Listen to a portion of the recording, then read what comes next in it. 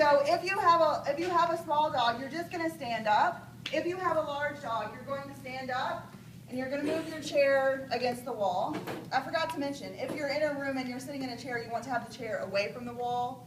In case the dog does react aggressively, you can jump up and you have somewhere for that chair to go and you have some room to move around. If you start out with your chair against the wall and the dog reacts aggressively, you have nowhere to go but on top of that chair.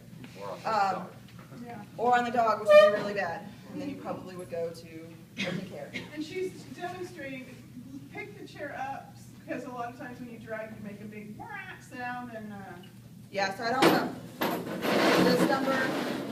So I'm going to pick the chair up and move it as quietly as I can without disrupting the dog.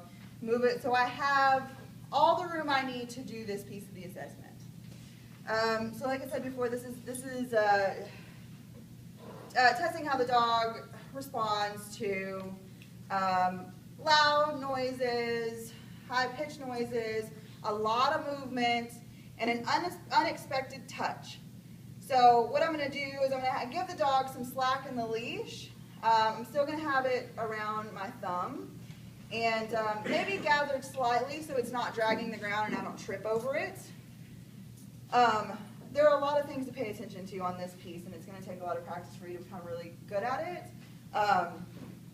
You may never feel really good at it, but there's a lot of pieces. So you have your leash with some slack, allowing him some movement around the room, but not so much that it's going to drag the floor. So, let me see. So the first thing that you want to do is you want to call the dog's attention. Hey, pup, you want to play? Get his attention with a high-pitched voice. If you're a man with a really deep voice, this is probably going to be the most difficult part of the test. But as high-pitched as you can possibly get, and you want to stay high-pitched. Let's think 5-year-old. We are going to be as obnoxious as a 5-year-old is because that's your adopting public. Those are people who are going to interact with these dogs. Keep your voice high-pitched. Once you start high-pitched, stay high-pitched. Once you start moving, keep moving. We have found that if you start moving, you make a lot of movement, and then you stop, and then wait for the dog to respond, and then come back, you're skewing your test results. So if you keep moving, you're going to get the most honest results of that dog. If you have a really fearful dog and you're moving really crazy and then you stop, he may loosen up a little bit. And then when you move again, he freaks out again, so keep moving. Also, when I touch the dog, so I'm going to be running, it helps to run back and forth just to kind of get the dog to follow you and then turn around abruptly.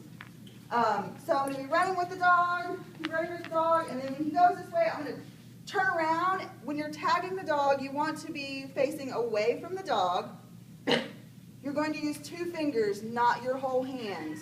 If you use your whole hand, you will smack the dog.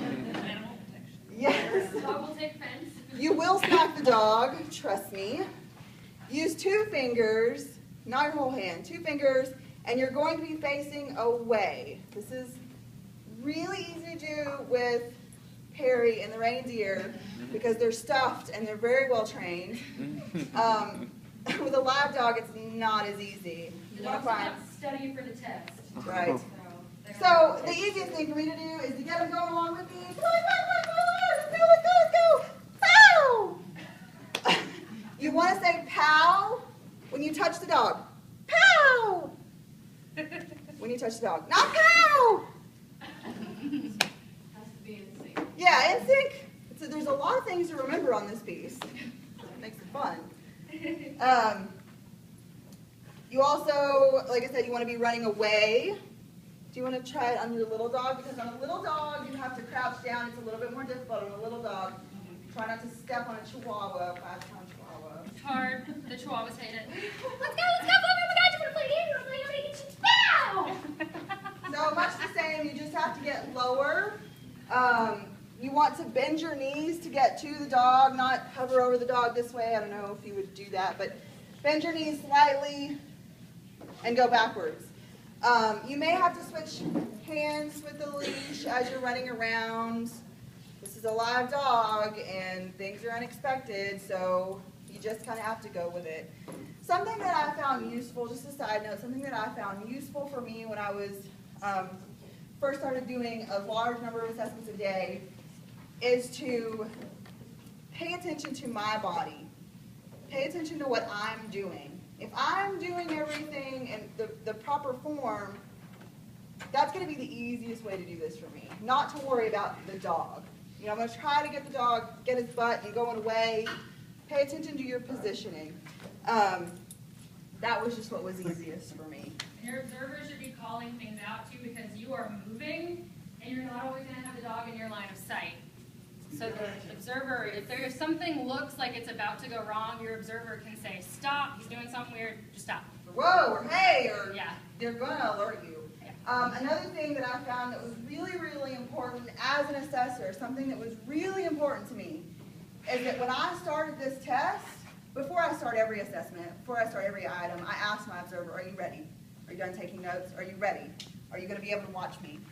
When you're doing this test, as an observer, it's extremely important to watch what's happening with that dog.